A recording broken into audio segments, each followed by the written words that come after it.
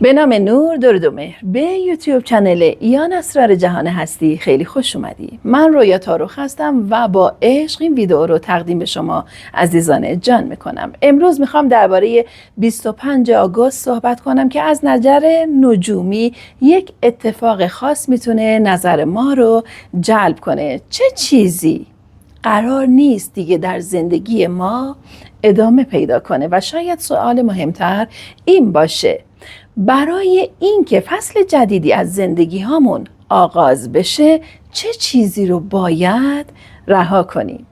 در حوالی 25 آگوست ماه با پلوتو در ارتباط قرار میگیره، اتفاقی که تقریباً هر 27 روز یک بار رخ میده و به خودی خود پدیده نادر نیست. اما در نجوم معمولاً فقط یک جنبه رو به تنهایی بررسی نمی کنیم. آنچه اهمیت پیدا میکنه مجموعه ارتباطات بین سیارات و نقاط مختلف چارت در همون بازه زمانی هست و اینجاست که داستان جالبتر میشه. پلوتو در نمادشناسی نجومی با موضوعاتی مثل تحول، پایان، رها کردن، بازسازی و دگرگونی عمیق ارتباط داره. پلوتو معمولاً نمیپرسه که آیا آماده ای تغییر کنی؟ بلکه ما رو با این سوال مواجه میکنه که چه چیزی دیگه نمیتونه با نسخه جدید زندگی تو ادامه پیدا کنه؟ شاید یک عادت قدیمی باشه، شاید یک طرز فکر باشه، شاید یک رابطه باشه، شاید وابستگی که سالها با خودمون حمل کردیم و گاهی حتی ممکنه چیزی باشه که زمانی برای ما مفید بود اما امروز دیگه نیست. این یکی از مهمترین درس‌های انرژی پلوتو هست. هر چیزی که زمانی به ما کمک کرده لزوماً قرار نیست برای همیشه همراه ما بمونه. گاهی رشد کردن به معنای اضافه کردن چیزی به زندگی نیست. گاهی رشد کردن یعنی کم کردن بارهایی که دیگه به اونها نیاز نداریم. خب، ماه و پلوتو، احساساتی که نمیتونیم نادیده بگیریم. ماه در نمادشناسی نجومی با دنیای احساسات، نیازهای درونی، امنیت عاطفی و الگوهای ناخودآگاه ارتباط داره. پس وقتی ماه با پلوتو ارتباط پیدا میکنه ممکنه احساساتی که مدتها در زیر سطح پنهان بودن بیشتر خودشون رو نشون بدن. ممکنه ناگهان متوجه بشید که از یک وضعیت خسته شدید. ممکنه چیزی که قبلا براتون عادی بوده دیگه قابل تحمل نباشه. ممکنه یک سوال قدیمی دوباره در ذهن شما ظاهر شه که واقعا من این زندگی رو میخوام، این رابطه رو میخوام، این شغل رو میخوام. و شاید این سوال از خود پاسخ مهمتر باشه، چون گاهی اولین مرحله تغییر این نیست که بدونیم دقیقاً چی میخوایم. اولین مرحله اینه که بالاخره اعتراف کنیم که چیزی که حالا دارم دیگه برای من کافی نیست. خب، در این فضا موضوع گره جنوبی نیز قابل توجهه. گره جنوبی در بسیاری از تفسیرهای نجومی نماد الگوهای آشنا، عادتهای گذشته و چیزهایی هست که به صورت ناخودآگاه به اونها برمیگردیم. و اینجا یک نکته خیلی مهم وجود داره. چیزی که برای ما آشناست الزاماً چیزی نیست که برای ما خوب و مفید باشه. ما انسان‌ها اغلب به چیزی برمیگردیم که میشناسیم، نه چیزی که واقعاً برامون مناسبه، حتی اگر اون چیز باعث رنج ما شده باشه. چرا؟ چون ذهن انسان با ناشناخته ها راحت نیست. بنابراین ممکنه یک رابطه ناسالم برای کسی آشنا باشه اما یک رابطه سالم براش عجیب و ناآشنا به نظر برسه. ممکنه سالها با کمبود زندگی کرده باشیم. وقتی فرصت فراوانی به وجود میاد خودمون اون رو پس بزنیم. ممکنه همیشه خودمون رو نادیده گرفته باشیم و وقتی بالاخره میخوایم خودمون رو در اولویت قرار بدیم احساس گناه کنیم که قطعاً برای خیلی همون زمانی که این تصمیم رو میگیریم این حس پیش میاد. اینها همون الگوهایی هستن که باید دیده بشن، نه برای اینکه خودمون رو سرزنش کنیم، بلکه برای اینکه بتونیم انتخاب متفاوتی داشته باشیم. و عطارد و خورشید، لطفاً مراقب حرف‌هایی که میزنید باشید. در این بازه خورشید و عطارد در کنار یکدیگر قرار دارند. از نگاه نمادین عطارد با ذهن، ارتباط، گفتگو و تصمیم گیری و نحوه بیان افکار ارتباط داره. بنابراین ممکنه مسئله اصلی این باشه که چه چیزی رو باید بگم و شاید مهمتر چطور باید اونو بیانش کنم. گاهی حقیقت رو میدونیم اما نمیدونیم که چطور بیانش کنیم.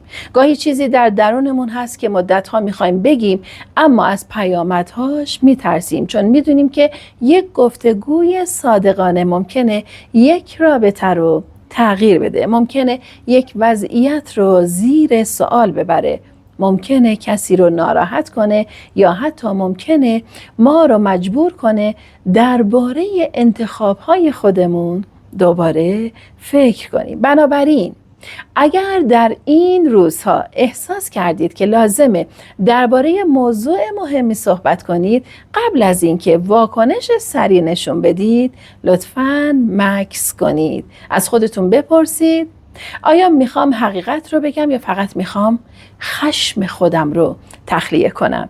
این دو با هم خیلی فرق دارن. حقیقت گفتن میتونه سازنده باشه اما واکنش احساسی و بدون فکر ممکنه فقط یک مشکل جدید ایجاد کنه. و بریم سراغ مشتری. رشد همیشه بدون هزینه نیست. در این ترکیب ارتباط با مشتری نیز اهمیت پیدا میکنه. مشتری در نماد شناسی نجومی با رشد، گسترش، فرصت یادگیری و پیشرفت ارتباط داره. اما اینجا یک واقعیت مهم وجود داره. هیچ رشدی کاملا رایگان نیست. اگر بخواید زندگی جدیدی بسازید، باید برای اون چیز تغییری رو ایجاد کنید. باید اون چیز رو تغییر بدید. گاهی باید یک عادت قدیمی رو کنار بذارید. گاهی باید از منطقه امن خودتون خارج بشید. گاهی باید از یک رابطه فاصله بگیرید.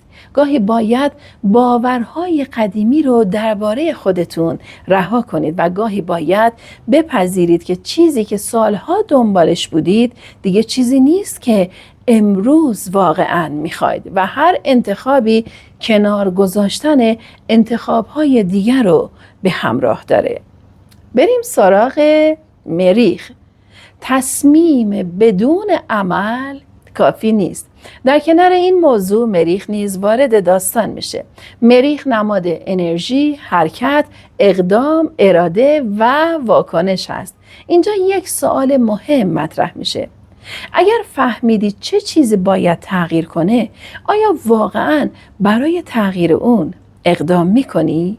چون دانستن کافی نیست. ممکنه بدونیم یک رابطه برای ما مناسب نیست اما همچنان در اون بمونیم. ممکنه بدونیم عادتی به ما آسیب میزنه اما هر روز اون رو تکرار کنیم. ممکنه بدونیم باید مسیرمون رو عوض کنیم اما به دلیل ترس همون مسیر قبلی رو ادامه بدیم. بنابراین تحول واقعی زمانی اتفاق میفته که آگاهی به عمل تبدیل بشه که توی ویدئوی قبل بهش اشاره کردم. ولی یک هشدار هم وجود داره. اقدام کردن با واکنش نشون دادن یکی نیست. قبل از تصمیم‌های بزرگ به خودتون زمان بدید. احساسات شدید میتونن اطلاعات مهمی رو به ما بدن اما همیشه بهترین راهنمای تصمیم گیری های ما نیستن. و بریم سراغ اورانوس زیبا. وقتی مسیر زندگی تغییر میکنه. یکی از جالبترین بخش‌های این ترکیب اورانوس در نماد شناسی نجومی با تغییر، آزادی، شکستن الگوهای قدیمی و اتفاقات غیر منتظره ارتباط داره. وقتی اورانوس وارد چنین ترکیبی میشه میتونیم از خودمون بپرسیم که اگه دیگه مجبور نبودم همون آدم قبلی باشم چه کسی می شدم؟ اگر دیگه نمی ترسیدم چه کار می کردم؟ اگر نظر دیگران برام تعیین کننده نبود چه انتخابی می کردم؟ اگر می دونستم قرار نیست گذشته تکرار بشه به کدوم سمت می رفتم؟ شاید 25 آگوست برای بعضی افراد به صورت نمادین یادآور چنین پرسش هایی باشه، نه اینکه الزاماً در ساعت خاصی اتفاق جادویی رخ بده، بلکه ممکنه این تاریخ بهونه‌ای باشه برای اینکه تغییری رو که مدت‌ها در درون خودت احساس می‌کردی جدی‌تر ببینیش. خب به شهودت گوش کن، اما عقل رو کنار نذار. نپتون در این تصویر حضور داره و اینجا موضوع شهود مطرح میشه، اما میخوام روی یک نکته تأکید کنم. شهود با خیال پردازی فرق داره. هر احساسی که درون ما ایجاد میشه الزاماً یک پیام معنوی نیست. گاهی ترس رو با شهود اشتباه میگیریم، گاهی وابستگی رو با عشق اشتباه میگیریم، گاهی وسواس فکری رو با نشانه های کائنات اشتباه میگیریم. بنابراین اگر در این روزها احساس کردید ندای درونتون چیزی به شما میگه، گوش کنید، اما اون رو بررسی هم کنید. لطفاً از خودتون بپرسید آیا این تصمیم با واقعیت زندگی من سازگاره؟ آیا شواهدی برای اون دارم؟ آیا از روی ترس تصمیم میگیرم؟ آیا از روی وابستگی تصمیم میگیرم یا واقعاً از روی آگاهی؟ این سوال ها میتونه شما رو از بسیاری از تصمیم های اشتباه نجات بده. و بریم سراغ یک نکته درباره بدن و عادتهای غذایی. خب در ارتباط با کایرون و همچنین اورانوس در سور یک اشاره هایی داریم. این بخش رو میتونیم به شکل ساده تر ببینیم. گاهی تحول فقط درباره روابط و معنویات نیست. گاهی بدن ما نیاز داره که تغییر کنه. عادتهای غذایی، خواب، میزان استراحت و شیوهی که با بدن خودتون رفتار میکنید بخش مهمی از زندگی همه ما هستند.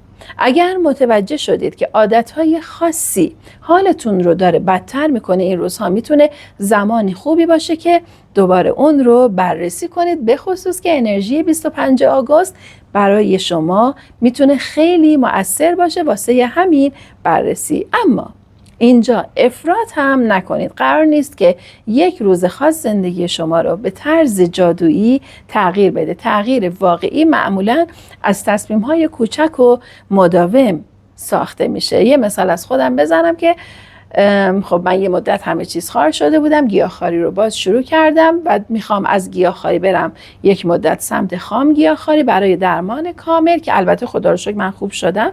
اگه قبلا به خاطر داشته باشید گفته بودم که مریض شده بودم که با گیاهخواری و با تنفس‌های کنزونیکی من خدا رو شکر درمان شدم.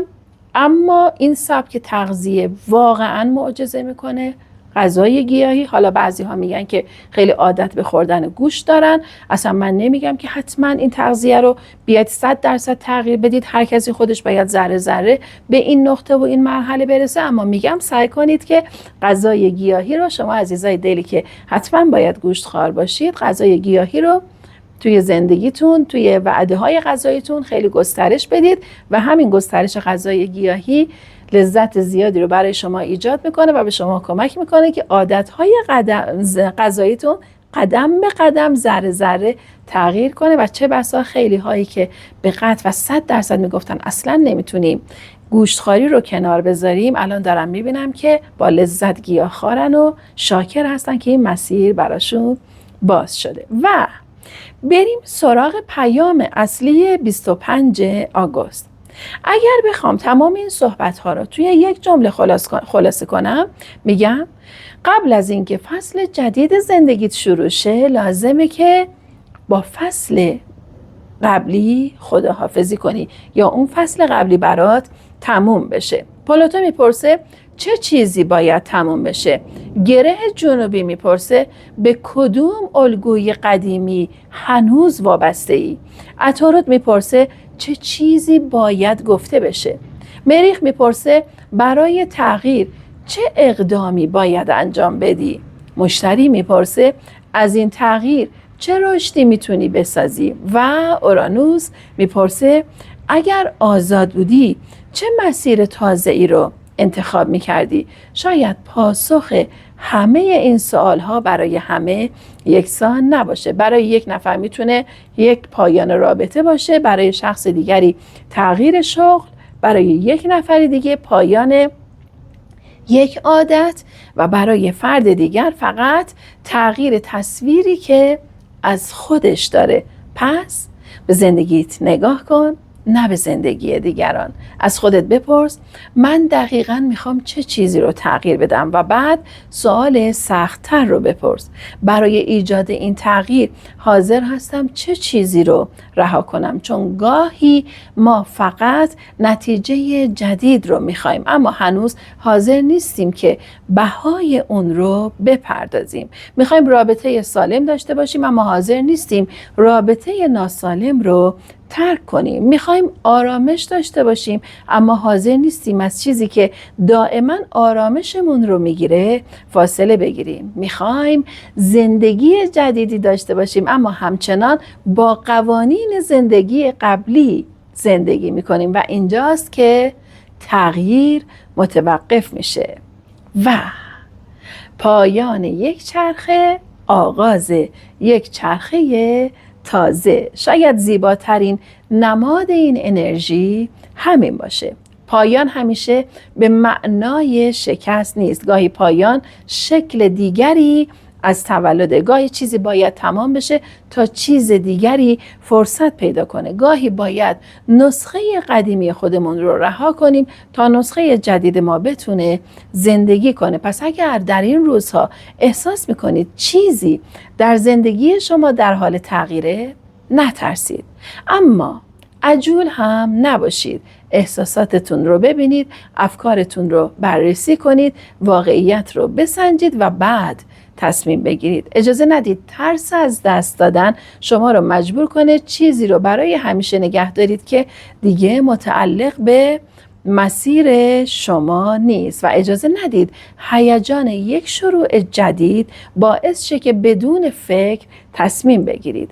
آگاهی، تعادل و اقدام آگاهانه. شاید این 3 کلمه بهترین پیام این روزها باشن.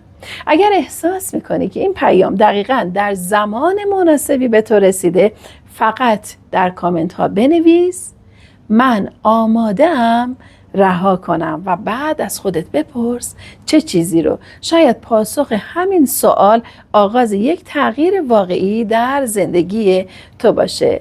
عزیز دلم، همینجا چون که دقیقاً این انرژی 25 آگوست توأم شد ضبط کردن ویدئوش با ویدئویی که مربوط به دنبال نکردن و دنبال شدن، این قانون رو من اومدم توی یوتیوب چنل رویا تارخ بازش کردم و توضیحش دادم و توی این ویدئو هم بهش اشاره شده. به شما دوست عزیزم پیشنهاد میکنم که حتما این ویدئو رو ببینی. اگر احیانا فراموش کردم که تگش کنم، به پلیلیست روابط مراجعه کنید و ویدئو رو ببینید چون کدهای خیلی بزرگی رو به شما میده. من رویا تارخ هستم، با عشق در کنار شما عزیزان جان در مسیر نور، عشق و آگاهی هستم و همچنین مطالب مربوط به آسترولوژی رو هم در کنارش با شما عزیزان جان به اشتراک میذارم. ممنون میشم ویدئو رو لایک کنید، روی گزینه هایپ کلیک کنید. در نهایت با قلبم و با عشق به تک تکتون میگم که خیلی دوستتون دارم. نور هستید و نور بمونید. یا حق، خدا نگهدار.